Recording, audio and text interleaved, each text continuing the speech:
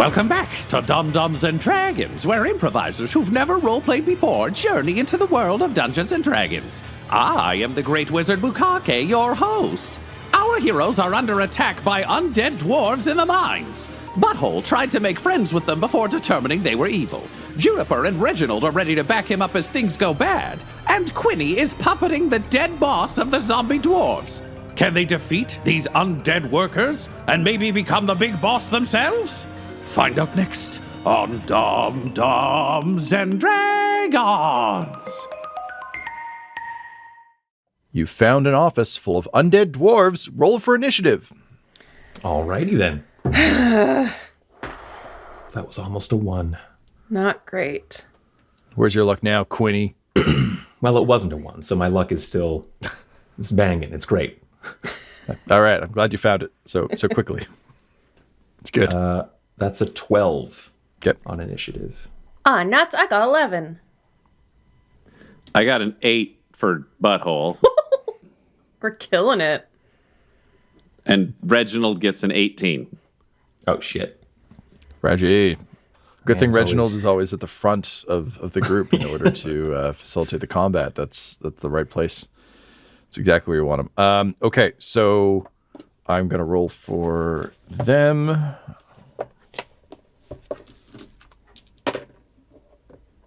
Oh, wow. It's just shit rolls all the way down. So there's some good news there. Okay. So that's that and that. Okay, fantastic. So top of the round, Reginald. So as you'll recall, you've made your way to the office of the foreman of the mine, seemingly Foreman Gulper. After puppeteering his body a bit, Quinny, in a weekend at Bernie's attempt to get the dwarves to pay attention to you and follow you, you managed to entrance a few, only to lose their focus at some point when Butthole arrived and loudly declared his usual kind of "Hello, new friends" bit. And they are not new friends; they are new enemies, and they are attacking you. Juniper and Reginald are still down the hallway that you took from the forge, deep within the mines that you've been exploring, as your way of breaching the defenses of a Ka. So you're deep underground, been dealing with some gerbil problems, and now you've got worker problems of the highest degree. So Reginald, you're up first. You are not with the group. You are behind the group, like the hero you are. What do you do? Reginald goes, "Oh, balls!" And he sets his hammer down and just raises his heavy crossbow, and he hits a little button so it splits to firing in 2 directions around Butthole, and then he just shoots. So he gets his 2 attack actions of shooting his heavy crossbow. Nice. I appreciate that you Flintstone bowling balled that for me, so that I don't need to talk about Butthole dodging. That's great. Okay, so go ahead, please, with your 2 attacks. So, as you recall, there were, I believe, 4 coming straight at Butthole and 4 that had surrounded the desk and are now moving towards the door as well. I think reasonably we can say you could probably hit 2 of them through the door. In the interest of trying desperately and invariably failing to keep track of all these guys, we are going to say the 2 dwarves that are in the door frame right now are Beardo and Broken Lamp. He's got like a miner cap on that's got a broken lantern thing on it. So you're firing at Beardo and Broken Lamp. Great. Beardo gets a 13. 13 against Beardo, the greatest villain you have ever encountered in the history of... Yeah, that'll hit. Yay! Okay, and that will do a whole 6 piercing damage. 6 piercing, all right. He's playing to his strengths with this crossbow. Whatever keeps him away from the front lines is going to speak to Reginald. Plus, I don't think... Realistically, it's a tight hallway. I don't think you get past, like, a combat wheelchair and another character. No, it'd be one of those, like, if we just fully theater the imagination and just don't imagine anything, then yes. If we try and have a picture in our heads, then no. I will say, this will probably come as no surprise, but when the bolt strikes Beardo, there's no reaction from Beardo. There's no cry of pain or recoiling against the strike. That makes sense. Broken Lamp is a 24. That will also hit, yes. And that is 7 piercing damage. Hell yeah. He will use this crossbow only to annoy. Just imagine that clip from Parks and Rec of Ron Swanson just walking the computer out and throwing it in the trash. It's just like Reginald getting rid of his crossbow at the end of this combat. All right, great. So anything else you want to do in your turn there, sir, before I move on? At that point, I think he just yells like, I think this is a you problem. And he's just going to turn back around, like lower his crossbow, pick up the hammer in case they get rushed from behind. All right, great. Love that. Next up, we have Quinny. You're invisible. You're in the room. You're at the desk with Gulper, Foreman Gulper. Yeah.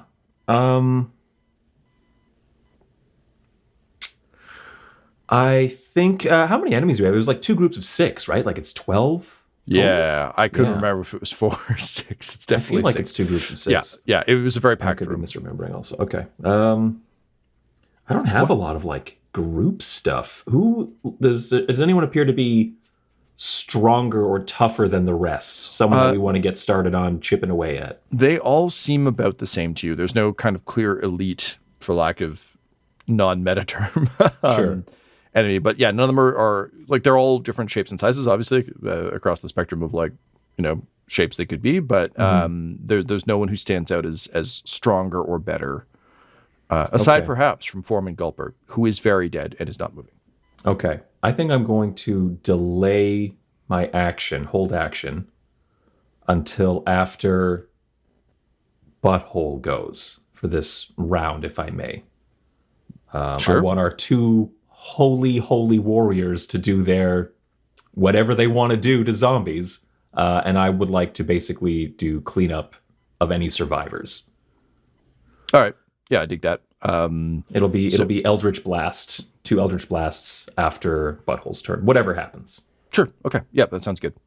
So holding your action until Butthole is gone. I lied. Juniper, you're up next. So you're between Reginald and Butthole. Mm-hmm.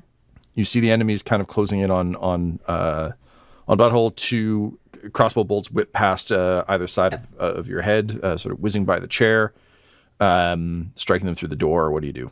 None of them have engaged. Like, they're not like up close, yet. right? They will on their turn because it's a small enough office. Yeah, but that's okay. They'll get flooded with the light of the moon. Interesting. Before their turn. Light of the moon attack. I'm not familiar. Interesting. Light of the moon, protect me! Oh. It's a southern moon. Yeah. That's a different voice there. Old West Juniper. Yeah. It's the sheriff part. Sheriff. Yeah. Otherwise, you get busted down to deputy. You don't do the voice. That's what I learned from Red Dead. You know what? This makes sense, though, because we're approaching miners, and that feels very Old West. So this all checks out. Yeah. Yeah, she comes out when it feels like old-timey. Yeah, it's like whenever like Harrison Ford's trying to do an accent, and it's like fully accented Russian, and then he yells once, you're like, Indiana Jones, when did you get here? Yeah, of course, I cast Moonbeam on the group that's whoever's closest to approaching. Cool. So that'll definitely get Beardo, Broken Lamp, and their... I think we'll say 3. You can get 3 with that. Okay, cool. And so we're also going to get Eyebrows, who has big, bushy eyebrows, like a proper grizzled old prospector. Honestly, guys, I love grizzled old prospector, so I'm just going to keep pulling details I like from Gus Chiggins and SNL.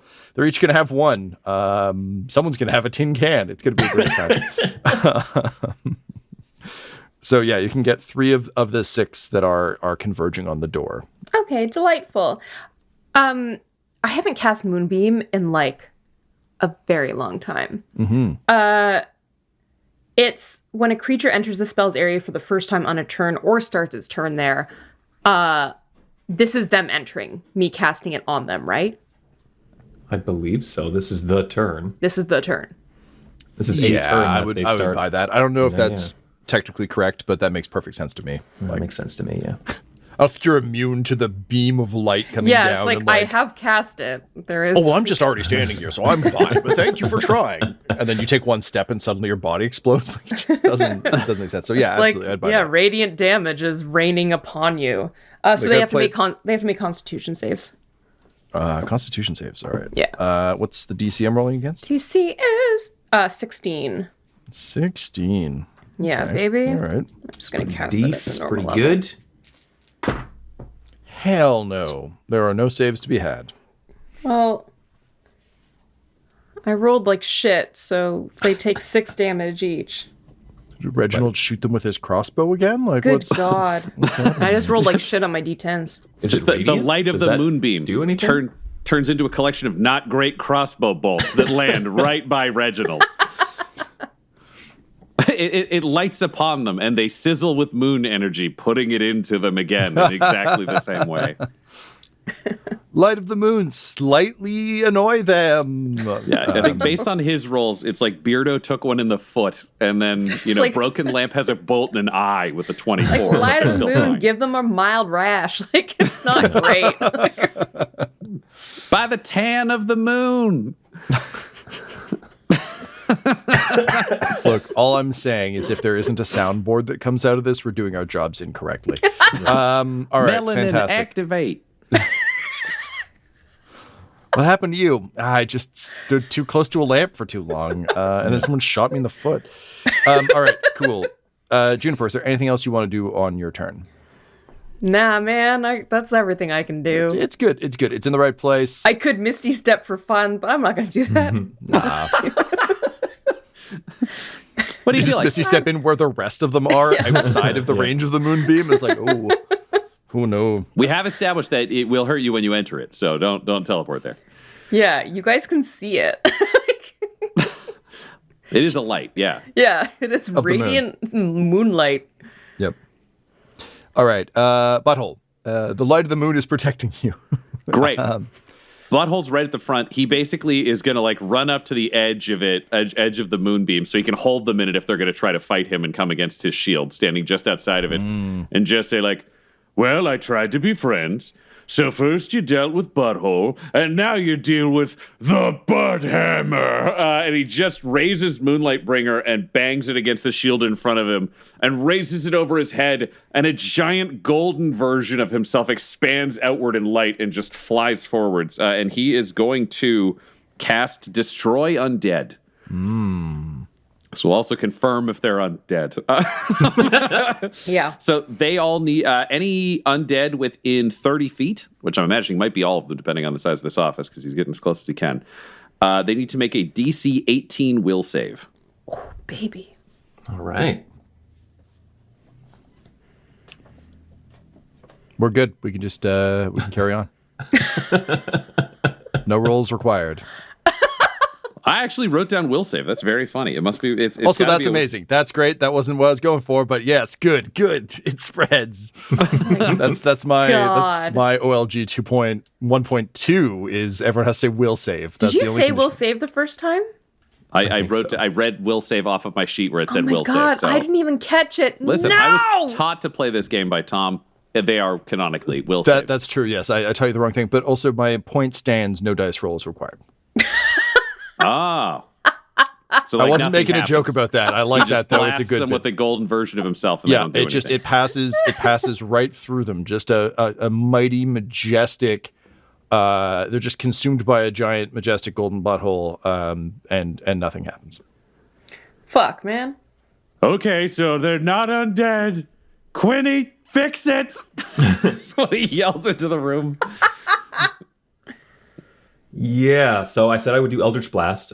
So this is me taking my delayed action. I want to Eldritch Blast 2 separate enemies that are not currently in the shower of radiant moonlight. I want to push 2 more guys in so that they take damage from me, and then they get moved in and should then take damage from Juniper. 100%. Yep. Yeah. And Butthole prevent them from moving too far. Now he's just using his full body and it, toothy hammer, his shield, to just bang them into the moonlight. Dwarf A. Okay, that's gonna be rope belt. Rope belt. He's got There's an 18 a rope to hit. for a belt. And the second one is a 21 to hit. 18 and 21 for Yep, that'll also hit Tin Can Sam. Okay. And so it's a 10 on one and a 6 on the other, and I move them 10 feet into the moonbeam. Sorry, you said a 10 on one and a 6 on the other? Yes. Great. And Juniper, given that they are now moving into it, I believe you roll damage on them now. So if you can go ahead and do that. And I'm no longer invisible. Very true. Yeah. That's 16 damage. If they pass their shit. Constitution save. Okay, well, You mean if they fail it? 8. Flip that. neither of them pass. One of them fails by 1. So Okay. So Hachi one fails will Machi. take 16. The one that Yeah, passes anyone will who take 8. failed take They 16. both failed. One of them almost passed. Wait, he lost by 1. So yeah, they both take. That's a spicy meatball. Yeah. Is what they would say if they could talk. So the moon is heating up, is what we're learning as we Yeah. look in. It's like it's Gotta just let sort it of warm lightly up. getting them. Yeah. Bam! New guys come in. They're the lobster getting dropped into boiling water. You know, they know how hot it is. It was just Yeah. weird when you can't see the moon and you kind of forget what it looks like for a minute. Was that Yeah. what Juniper was experiencing? Yeah. That makes okay. sense. She hasn't done it spell in a long time. That's true. She's a little rusty. Well, Yeah, when we're Leave all her alone. what does that there moon look like? What was that DreamWorks logo at the beginning of all those plays I've seen that Quinny hasn't? All I remember is that little boy, Bucky. Yeah. Back when we were living in a castle raising collections of local families, you didn't really moonbeam so many people. Stay away from No, my I- turnips. I moonbeam decidedly less people. Yeah. Please, Juniper, we're so hungry. Could you grow us some plants? Nah. No. Start over. Good times. Okay, great. So rope belt is looking real rough. Okay. From both the strike and being blasted into the moonbeam, to a point where like flesh is falling away from skull, rope is falling away from belt. It's bad. But again, no visible reaction. Our Tom, weird question, but Butthole be tracking this. Are they bleeding as they're injured, or is it They just are like not. dry flesh? Okay, so this is some weird shit. Dry flesh is kind of schlucking off. They're not undead. Interesting. Yep, with a meaty thud. I think it might be golems. I don't know what those are, but I've heard of golems.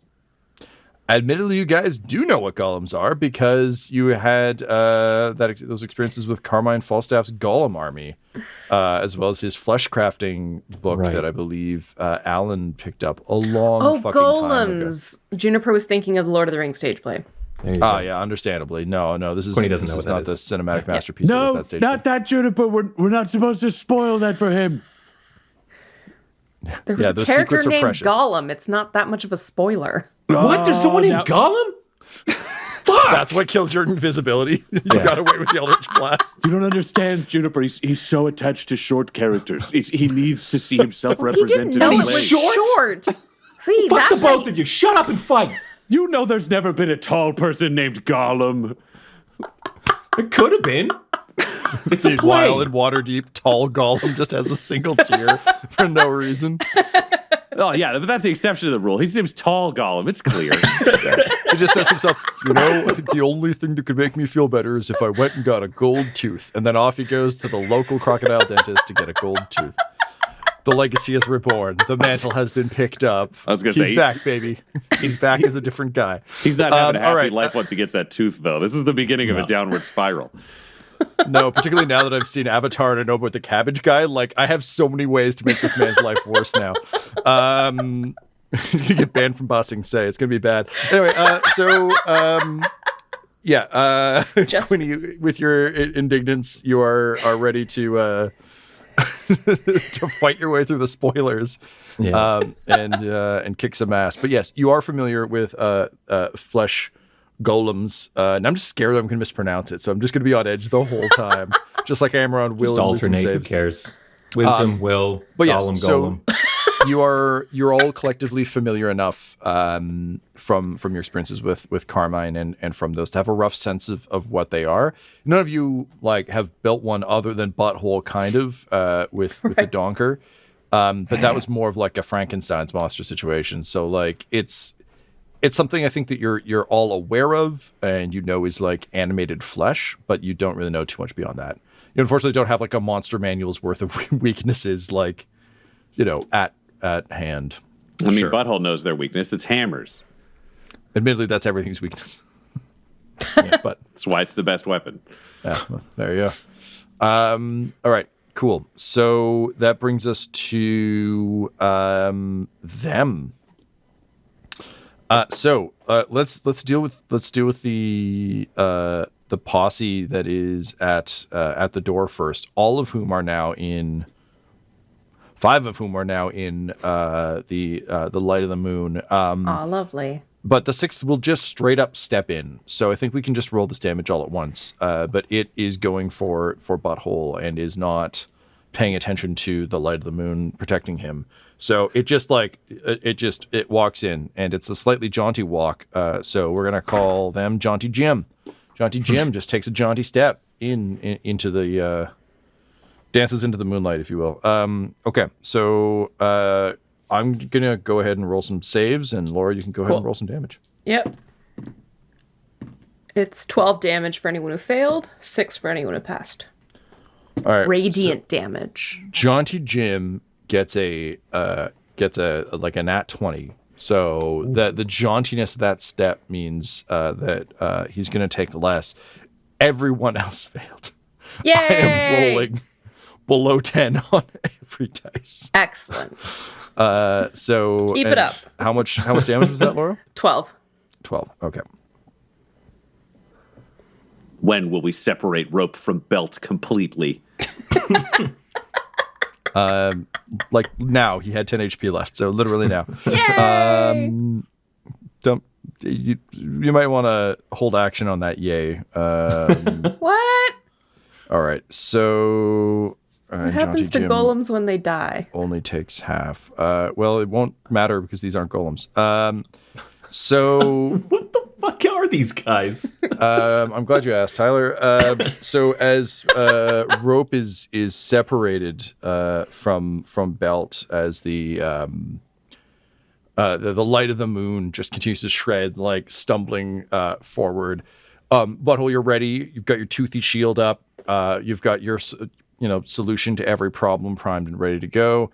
And as it staggers towards you, you watch the kind of like radiant moonlight energy just tearing more and more flesh away from this thing, to a point where it like the muscle around the arm that's kind of reaching for you falls away, and all of a sudden from under it a gooey black tar fires forward like a spear, just kind of coming out of this thing. You see its whole body lurch as this happens, and as it does, you see kind of almost with a bit of a revulsion that its flesh and musculature aren't necessarily fully attached to it. They almost seem to be floating a bit, as though this tar substance is underneath it. For Quinny and Juniper, I think maybe. Actually, I think this was an Allen fight. Can't remember. But Reginald certainly recognizes this. This is some of Archibald Tingler's black goo. Juniper was there. Yeah, I think Everyone was there. everybody. Yeah. So It's the goo. the spike hit it in the balls. launches forward towards you. What is your AC right now? 23 for Butthole. 23. Fuck, man. Okay, let's do the thing. Man, nothing above a 10. So the it God. slams against the shield. You feel the impact strongly. That said, as it does, and it's exposed to the light of the moon, it recoils. It quavers and recoils and kind of quickly whips back inside the dead dwarf. And on his move action, he moved to get up into combat with you, so he's stuck there. So that's him. But he is no longer rope belt. He has something much worse. Cool. As for the other ones, because you're standing in front of a door frame and they're all hacking in, they are really doing that. There doesn't seem to be any intelligence behind it. So it really is like a crowd trying to jam through a small door.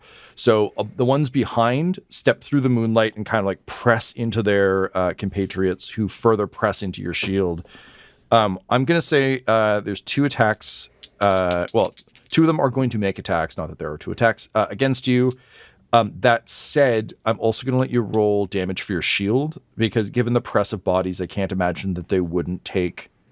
Like, it's not an attack, but kind of whatever the spike damage from the T-Rex teeth that are on your shield is, I think you can just have for this. Because, again, I can't really imagine a world where they don't take this from being, jammed against it, into it, yeah.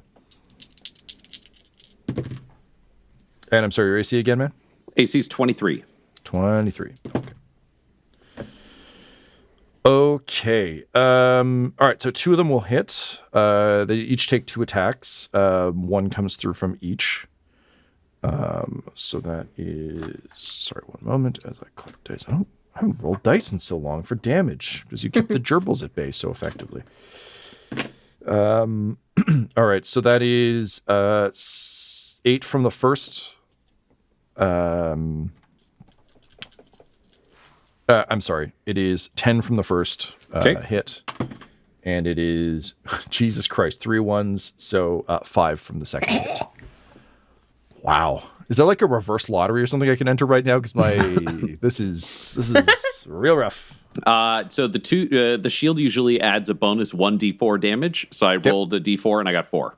4? Okay, amazing. Nice. Do you want me to roll it once for each of them if there's 2? Yeah, that seems fair. Yeah. Or wait, Juniper, you're rolling once for all involved, correct? On Light of the Moon? All right, let's just call it 1 because you're not actively attacking. It just makes sense that this is the crush. I also just like reducing unnecessary dice rolls when we can, so that makes sense to me. Cool, so they are like now impaled on your shield, reaching up and over to kind of slash it. Like they're not fully impaled because the spikes aren't that long, but the spikes are in their chest, so they won't take the damage from that next round, but they are easier to hit because they are currently stuck to you. So that's those guys. Then we have the 6 who were on team Weekend at Bernie's. And they were starting to stagger towards the door. But with the revelation of Quinny Brownbarrow, they turn and all of them kind of lurch toward you at their kind of hobbling gait. So Quinny, they sort of rush in around you, but they encounter the same problem that they did with Butthole, which is like reasonably, I think, because you were kind of like beside the desk at that point, and you've got a wall behind you. Only 3 of them can get up close and personal, and they do. So they're each going to take 2 attacks. What is your AC? 17. I think I'm going to get hit pretty good here.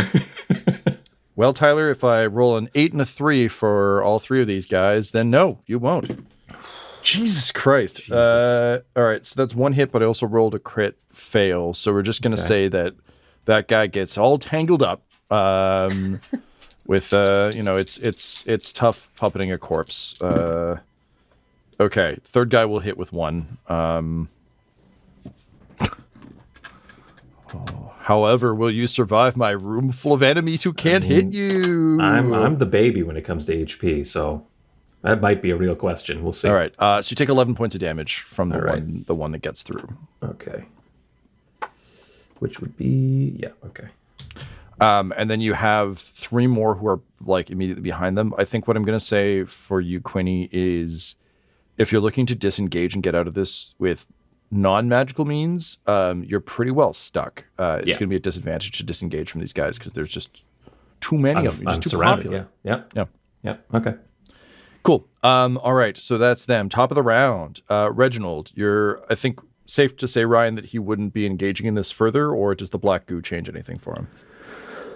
Technically, I said he turned away and is letting them fight zombies. So Ryan would love for him to have seen that to see what happens. But I think technically he just knows that there's not enough room for him to get past Juniper to join this fight close up, and the crossbow isn't doing anything, so it's better for him to cover the group's ass than anything else. So I think he's just focused. Yep.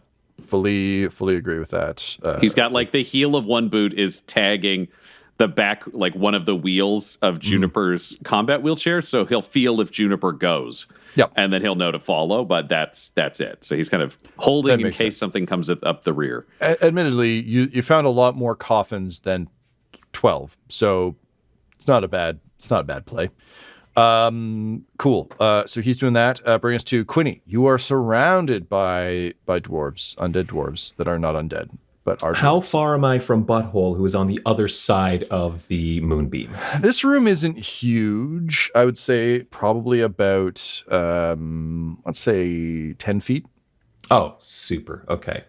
I'm going to burn one of my 2 precious spell slots as a warlock to cast Misty Step. And I would like to just turn into a silvery mist, pass through my enemies, through the radiant light of Moonbeam, and appear behind Butthole and give him like a tactical like pat on the butt. And that's a bonus action. So I will fire off 2 Eldritch Blasts. Nice. I love that. I also just love, I mean, I'm a sucker for this particular move whenever like Kitty Pryde does it, where there's just like a swarm of enemies and then you just disappear and they all fall on each other in a stack. It's always a treat. Yeah. I just love that you patted him on the butt because you're short. Yeah, because I'm small. Yeah.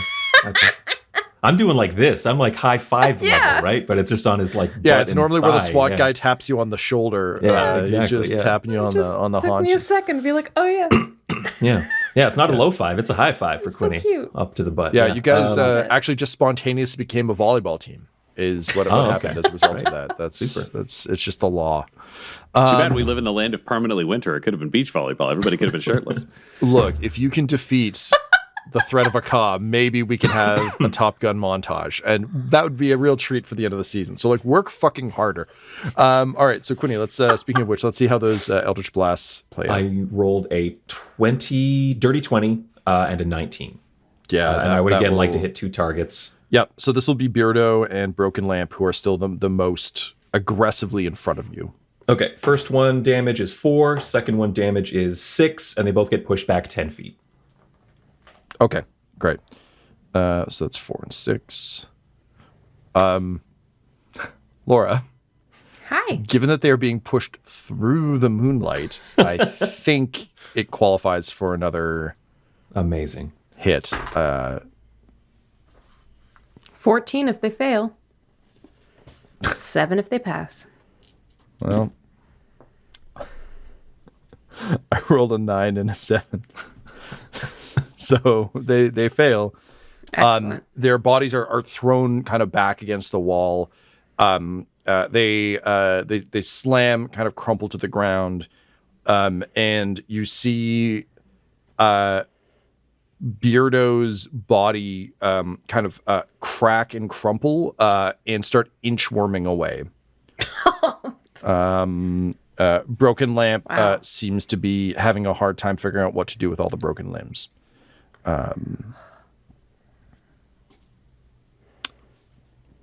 nasty. This goo is giving me like Princess Mononoke vibes. Yes, it is.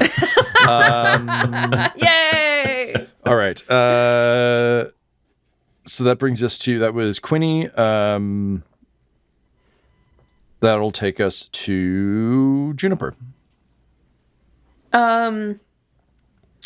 Who's in the moonbeam right now? I haven't kept track. No, that's totally fair. Currently in the moonbeam. I mean, I don't know how you could not keep track with all of these. With me pushing people in and out of it. Yeah. Yeah, and all In my and out excellent and through, names. and yeah. Okay, so currently you've got Eyebrows, Rope Belt, who is like Goo Rope Belt now. Yeah.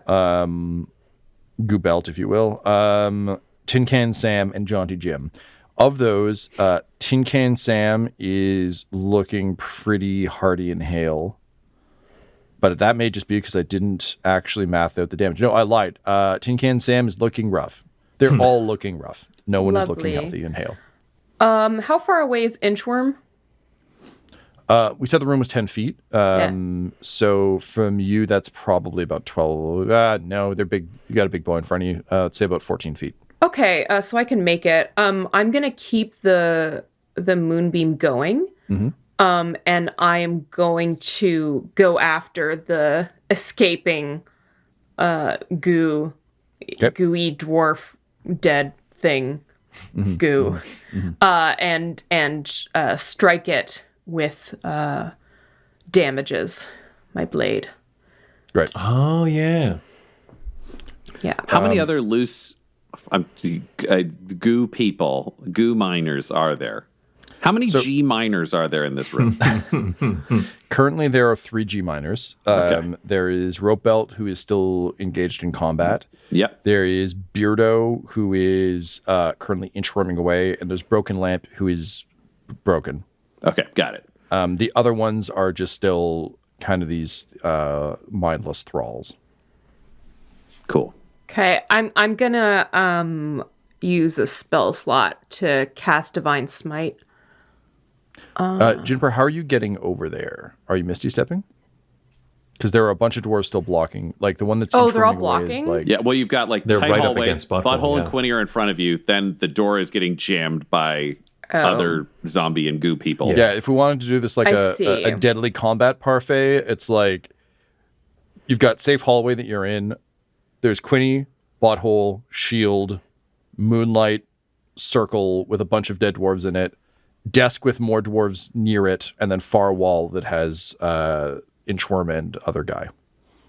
Yeah, she'll Misty Step to get, basically block its path and just hack it. I feel like there's an awesome anime moment of if all this is happening simultaneously, Quinny Misty stepping one way while you're Misty stepping another, and it's just one of those things where you see each other in slow motion as you pass, and then you appear where he was, he appears where you were. Yeah. Reginald doesn't know what the fuck happened, and you can go ahead and smite to your heart's content, my friend. Delightful. Okay, so I got to make attack. Desmiteful. So I'm gonna do my 2 attacks. First one. Desmiteful. I hear you, Tom. I got you. I know you do. I just want to say it again. First one is a 23 to hit. Yep. And the second one is a 28 to hit. Yep.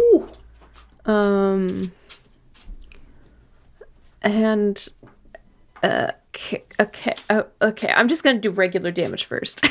Yep. And it'll be 2-handed because I ain't holding other shit. Just holding damages. Just holding damages. Okay. Well, that's 4 regular, so just 4 slashing damage, and 5 slashing damage on those. And now the radiant.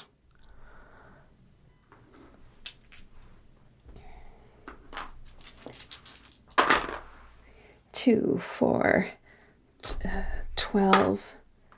So that's 20 radiant damage on the first hit, and then just 2 on the second one. And 2 radiant damage? Yeah. On the second hit? All right. So, In addition to that 5 slashing damage. yeah. All right. So that's 44 radiant damage. The creature, there's a an undulating shriek from the goo as you smash it with radiant energy. Excellent.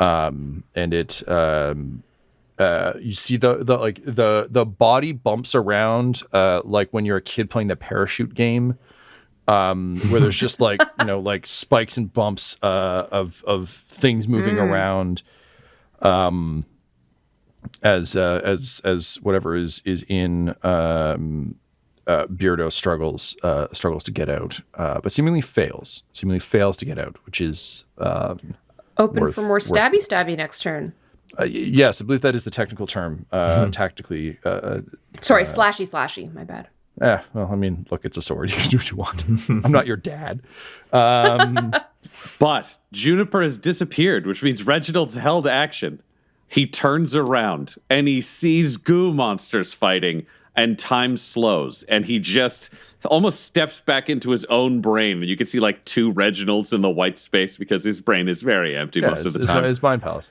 And it's just him being like, wait, is that the goo? We really need the goo. But wait, Reginald, what do we know about the goo? I don't know, but maybe we can negotiate with the goo. All I wanted was goo. Wait, if we get goo, can we leave? And I would like to, Tom, because I am one of those weird hunter people. I have advantage on intelligence checks to recall info about fae, fiends, or undead. I don't know if his dad's goo would count for him to try to remember what he knew about it.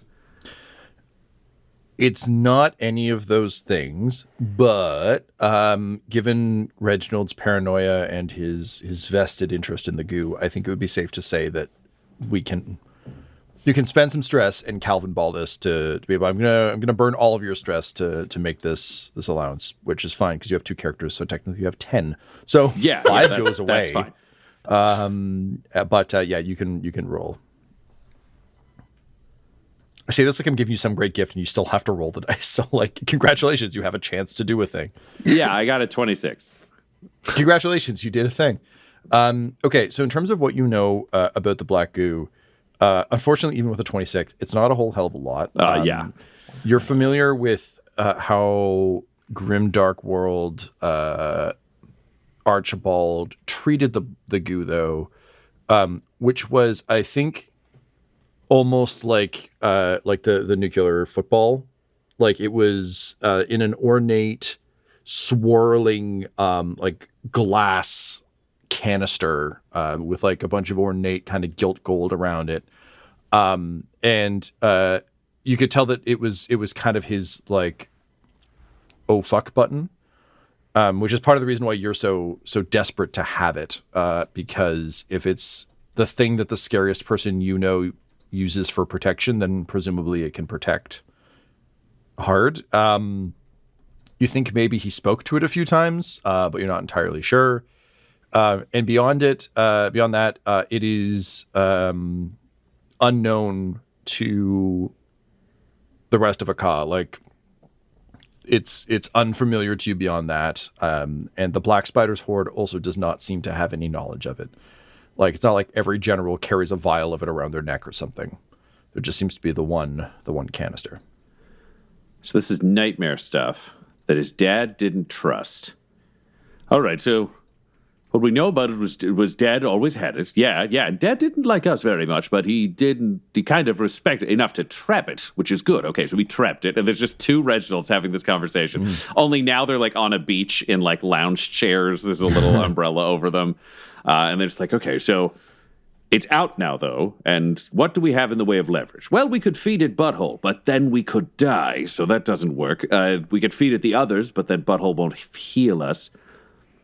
And it's out, so our leverage is 0. It's the thing Dad was always afraid of. I need to do a check. That's going to be... Is this a snap prayer, but for No. an This atheist? This is going to be... Brian's just playing a solo TTRPG now, like 1,000-year-old vampire, where he's just having a whole like emotional and ethical journey just on his own. And the die decides for me. He basically needed to do an intelligence test to see if the smartest idea was to stay and fight with the team, which it actually is, or if he gives in to his own innate cowardice and is like, good luck with the nuke, and books it. I rolled a nat 1. So he just yells, good luck, and he's fucking gone. He's just taken off down the hallway with the flaming hammer. He's booking it. Can I give Reginald one of my inspirations to reroll?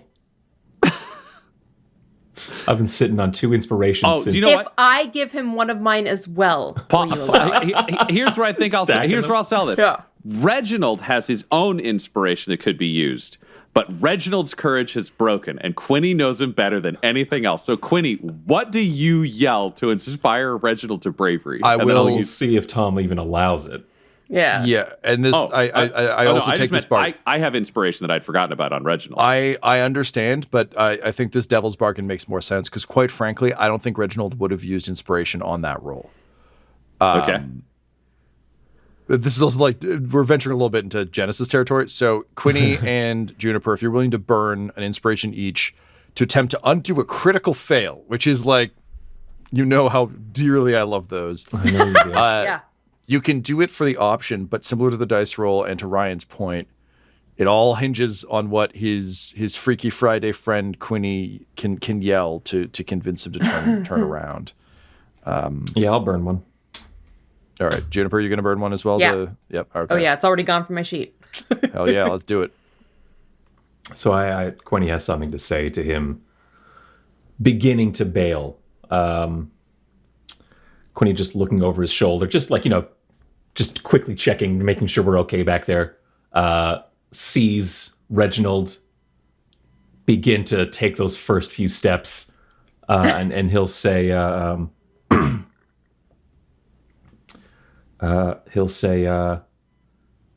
"Hey, get back here! If you run away, I'll come after you. And I'm not above that." So what's scarier to And Reginald? I'm faster than you. So Ryan, what's scarier to Reginald? Well, see, nuke this is or why Quinny? I think it just has to be a re-roll of the dice. Because Reginald's reasonably confident he has better odds of taking Quinny than he does the nuke. Mm-hmm. But still doesn't seem like running into the dark hallway is the smartest thing to do, though his fear is telling him to do it. All right, So let's go for it. Give me that roll. okay, there we go. See, that's fine. That's like a 24. So all you see, Quinny, was him go, "Good luck. I was talking to the other guys." And he's just going to book it and shove you aside and just jam his way in beside Butthole and just start fucking wailing with this fire hammer because now it's do or die time. Yeah, I'll bet you were. Fuck you! Fuck you! You can't tell if he's yelling at the like goo or at you. It's a whole mess. Oh, Quinny takes it personally. Quinny says, "Fuck you," right back. That's why you see him hitting with the hammer, kicks you in the shins from front, hitting with the hammer, hitting with the hammer. Alrighty. Well, And that's how you know that you truly are the freakiest of friends. This episode of Dum-Dums and Dragons features the voices of Ryan LaPlante at the Ryan LaPlante on Twitter, Tyler Hewitt at Tyler_Hewitt on Twitter, Laura Hamstra at EL Hamstring on Twitter, and our DM Tom McGee at McGeeTD on Twitter. This episode's sound was edited and mixed by Laura Hamstra, and Dum-Dums and Dragons artwork is by Del Borovic, who can be found at delborovic.com. Our theme songs are And Now for That Massive Coronary and Skipping Through the Orchestra Pit Part 1 by Peter Gresser, and our ad music is No Control and Chiefs by Jazzar, JAHZZAR, all available at freemusicarchive.org. When it comes to Dum-Dums and Dice, you can visit our website at dumdumdice.com. Our Twitter and Instagram are at dumdumdice, and on Facebook at facebook.com/dumdumdice. But most importantly, we've got merchandise at redbubble.com/people/dumdumdice, or you can join our Patreon at patreon.com/dumdumdice. That's DUMBDICE. And tune in next week for more Dum-Dums and Dragons. Dum-Dums and Dice has to give a special thank you to the supreme beings of our Patreon at this time. The Half-Blind Prophet, Christopher Little, Sue One, George Dolby, Richard Cranium, Gavin and Abby McDonald, Logan, Fire Unfriendly, Grandma Likes D&D, Alan, Stabby Stranger, Glitch Trick, Roman Brown, Spot Allen, Flynn1138, Alarain Okapi, OMG, it's Big Nick, D&D and Things, Norma Byers, Schrodinger's Pepper, Guy Edwards, Flea Unit, Madre de Gatos, Lady Maiden, Melissa Rain, Mithrian, Garbo Ape, Locke, Sam Schaefer, and Jill and Noel LaPlante. If you want your name to be added to this list, you can join our Patreon too at patreon.com/dumdumdice. Thanks to them, and a little bit of thanks to you.